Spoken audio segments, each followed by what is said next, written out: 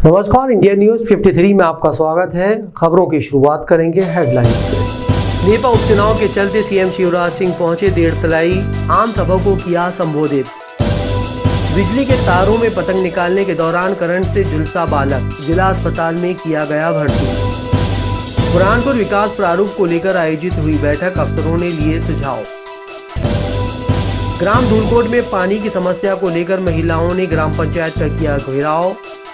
Nipah नगर उपचुनाव में BJP प्रत्याशी के समर्थन में प्रदेश के सीएम शिवराज सिंह चौहान ने ग्राम देरतलाई में एक आम सभा को संबोधित किया।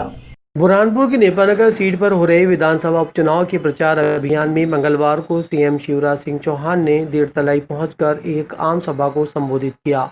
उन्होंने बीजेपी प्रत्याशी सुमित्रा कासडेकर के पक्ष में चुनावी रैली को संबोधित करते हुए पूर्व सीएम कमलनाथ पर निशाना साधा और उन्हें सेठ कमलनाथ के नाम से संबोधित किया। नारियल फोड़ने के कमलनाथ के बयान पर उन्होंने कहा कि हमने विकास कार्य किए हैं तो हम ही नारियल फोड़ेंगे। लेकिन मैं राम राम भी करता हूं और जनता को प्रणाम करता हूं तो कांग्रेस और कमलनाथ को दिक्कत होती है। मैं सिर झुका के प्रणाम करता हूं तो वो कहते हैं कि मुख्यमंत्री ने तो घुटने टेक दिए। ये सेठ कमलनाथ जी, लोकतंत्र में ये जनता ही भगवान होती है रे, और जनता के सामने प्रणाम करना ये मेरे लिए गर्व का विषय है।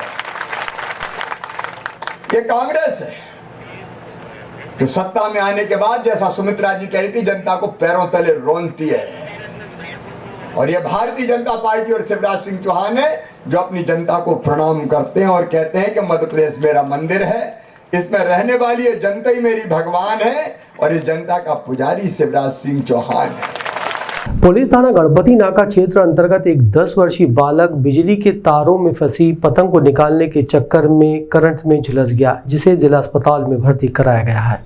मंगलवार को पुलिस थाना गणपति नाका क्षेत्र अंतर्गत आलमगंज इलाके में दोपहर को बिजली के तारों में फंसी पतंग निकालने के दौरान एक 10 वर्षीय बालक विद्युत करंट से झुलस गया। इस घटना में बालक के हाथ व चेहरे पर झुलसने के काफी गहरे निशान और जख्म बन गए हैं।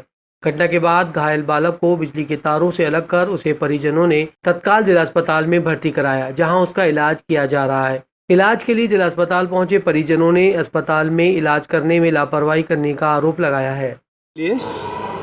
तो वहाँ से करंट लग गया, गिर पड़ा वहीं पर ऊपर ही, तो उसको ऊपर से उतारे यहाँ ले गया अस्पताल में, तो अभी इंजेक्शन लगे, अभी ड्रेसिंग के लिए बोले तो अभी तक के कोई आया नहीं, और बोल गया तो बोले हाँ आ रहे, बोले अभी तक के कोई आया नहीं बोले।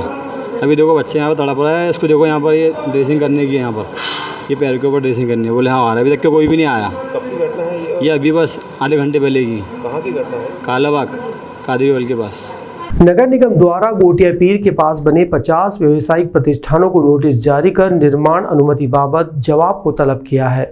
निगम आयुक्त अनुसार व्यावसायिक भवन जिस जगह में बनाए गए हैं वह निगम क्षेत्र में आते हैं।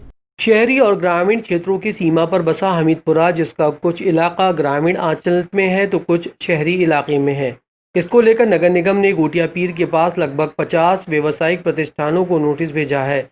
निगम आयुक्त ने बताया कि इन व्यवसायियों ने ग्राम पंचायत से अनुमति लेकर बड़े बड़े भवन तान दिए, जबकि उनकी भूमि का पूरा क्षेत्र शहरी क्षेत्र में आता है, इसलिए अनुमति नगर निगम से लगेगी।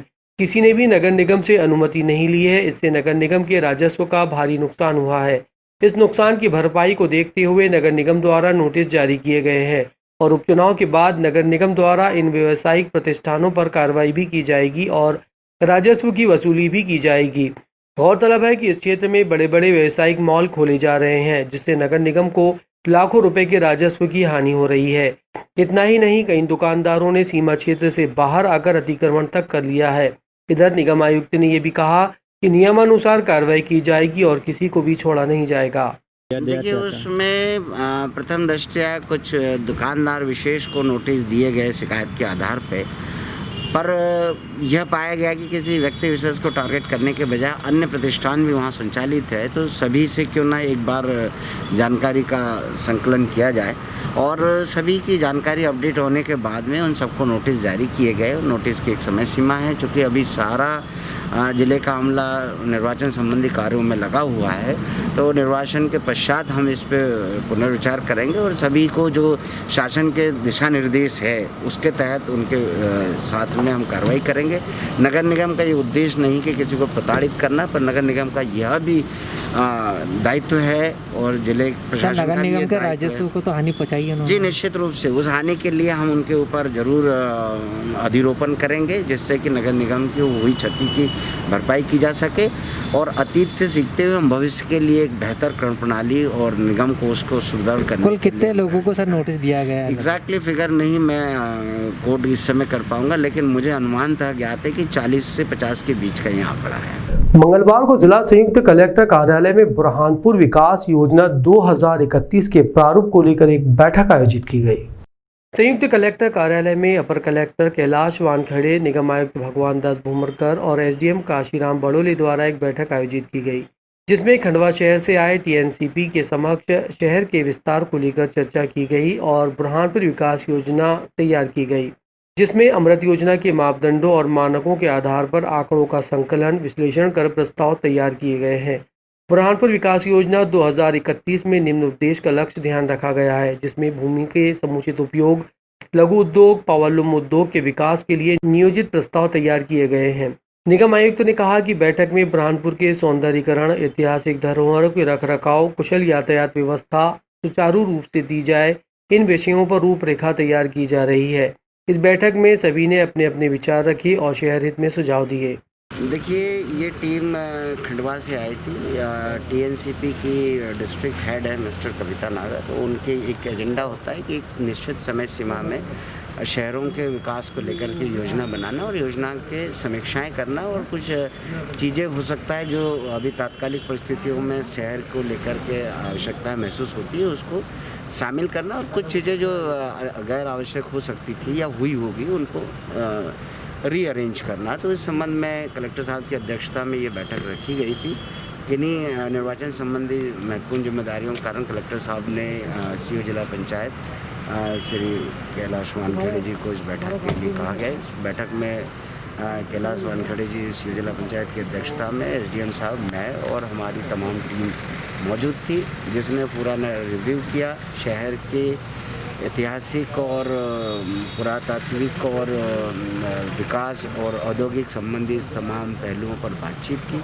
इसमें क्या सुधार हो सकता है, जल व्यवस्थाओं को लेकर के अमृत शहर के पैरामीटर्स को इसमें शामिल करना बताया गया है। जीआईएस सर्वे वगैरह शामिल किए गए, पुराने सर्वे का रिव्यू किया है, ताप्ती के पुनरुद्धार की बात की है, इंडस्ट्रीज़ को डेवलप करने की बात की है, प्लांटेशन को लेकर के बात की है और जो तालाब आसपास के क्षेत्रों में है उनके जीर्णोद्धार की बात की गई है, सड़कों के चौड़ीकरण की, सैटेलाइट टाउनशिप की बात हुई है। उसमें विभिन्न मुद्दों पे लगभग सभी वो मुद्दे एक जो शहर से जुड़े हुए हैं, जिससे शहर का विकास के पैरामीटर्स तय होते हैं, उन सभी मुद्दों पर एक बैठक हुई है। जिले के ग्राम धूलकोट में पानी की समस्या को लेकर महिलाओं ने ग्राम पंचायत का घेराव कर प्रदर्शन किया। वहीं समस्या का समाधान न होने पर चुनाव बहिष्कार की भी धमकी दी। बुरहानपुर जिले के ग्राम धूलकोट में पिछले 1 महीने से आधे गांव में पानी की समस्या बनी है। सड़क मार्ग निर्माण के चलते आधे गांव की नल जल योजना की पाइपलाइन उखड़ने से गांव की आधी आबादी को नल जल योजना के तहत पानी नहीं मिल रहा है। ग्रामीण महिलाएं दूर दूर से पानी लाने को मजबूर है। पानी की समस्या को लेकर ग्रामीण महिलाओं ने ग्राम पंचायत धूलकोट का घेराव कर विरोध प्रदर्शन किया और पंचायत के सामने मटके फोड़े। ग्रामीण महिलाओं ने चेतावनी दी है कि अगर पानी की समस्या का समाधान नहीं हुआ तो उपचुनाव का बहिष्कार किया जाएगा। साथ ही महिलाओं ने ये भी कहा कि आधे गांव में पानी मिल रहा है और आधे गांव में पानी नहीं बट रहा है। यदि पानी नहीं तो अब वोट भी नहीं देंगे।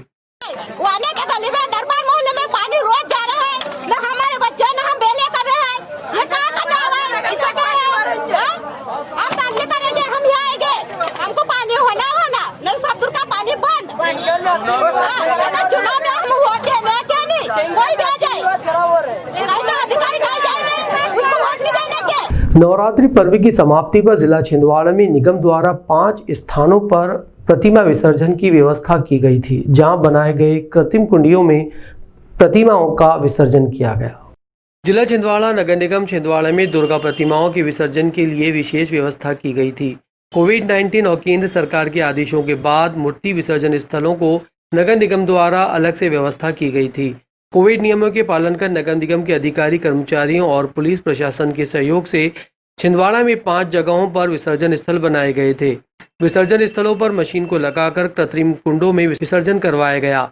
वहीं विसर्जन करने पहुंच रहे लोगों को विसर्जन में मदद मिली। नगर निगम छिंदवाड़ा के द्वारा शहर में समितियों के माध्यम से मूर्ति स्थापना की गई थी, जिसकी भारी संख्या को देखते हुए छिंदवाड़ा शहर में 5 स्थानों और नगर निगम के दूर क्षेत्रों पर भी कई स्थानों पर व्यवस्थाएं की गई थी, ताकि मूर्ति विसर्जन करने पहुंच रहे लोगों को किसी भी प्रकार से परेशानी ना हो। इंडिया न्यूज़ 53 के लिए शेख उबैद की रिपोर्ट। नगर निगम के द्वारा हर वर्ष की तरह 5 स्थलों पर मूर्ति विसर्जन की जो है व्यवस्था की गई है। क्योंकि इस बार कोविड-19 का संक्रमण भी फैला हुआ है, तो जिला दंडाधिकारी महोदय श्रीमान कलेक्टर महोदय के द्वारा जो भी गाइडलाइन हमको प्राप्त हुई, उसके द्वारा हमने विभिन्न स्थानों पर जो है मूर्ति विसर्जन का व्यवस्थाएं की हैं, ताकि ठीक तरीके से और भीड़ भाड़ को नियंत्रण में रखते हुए जो है मूर्ति विसर्जन कराया जा सके। निगम छिंदवाड़ा में मां दुर्गा की मूर्ति के विसर्जन के लिए व्यवस्था बनाई गई है, जो कि बहुत ही काबिल तारीफ है। कोविड-19 के नियमों का यहाँ पर सख्ती से पालन करवाया जा रहा है। यहाँ पर पुलिस प्रशासन भी मौजूद है। मैं शेख उबैद, इंडिया न्यूज़ 53 के लिए जिला ब्यूरो चीफ। जिला छिंदवाड़ा के चांदामेटा स्थित स्टेडियम ग्राउंड पर दशहरे का आयोजन किया गया। इस दौरान मैदान में भव्य रावण पुतले का दहन किया गया। जिला छिंदवाड़ा तहसील परासिया के पंकज स्टेडियम में भव्य दशहरे का आयोजन किया गया। प्रतिवर्ष अनुसार इस बार क्षेत्रीय विधायक सोहनलाल वाल्मीकि द्वारा चांदामेटा पंकज स्टेडियम में रावण दहन का कार्यक्रम आयोजित किया गया। बुराई के प्रतीक रावण के पुतले को जलाकर बुराई पर अच्छाई की जीत मनाई गई। दशहरे के शुभ अवसर पर लोगों को प्रेरणा मिलती है कि बुरे कामों का नतीजा भी बुरा होता है। आज परासिया विधानसभा क्षेत्र के पंकज स्टेडियम चांदामेटा में एक भव्य आयोजन करके रावण का दहन किया गया। इस दौरान क्षेत्रीय विधायक सोहनलाल वाल्मीकि मुख्य रूप से मौजूद रहे। इंडिया न्यूज़ 53 के लिए शेख उबैद की रिपोर्ट।